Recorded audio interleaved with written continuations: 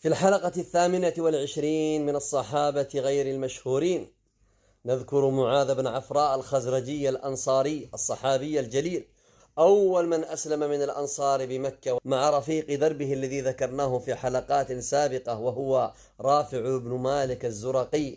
ذكر ابن سعد أن معاذ بن عفراء الخزرجي شهد العقبتين جميعا.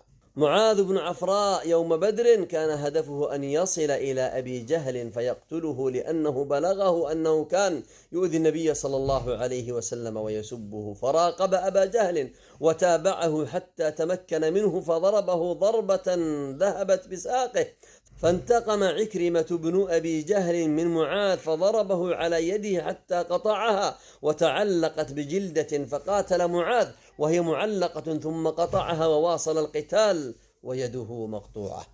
شهد المشاهد مع النبي صلى الله عليه وسلم، وآخى رسول الله صلى الله عليه وسلم بين معاذ بن الحارث ومعمر بن الحارث.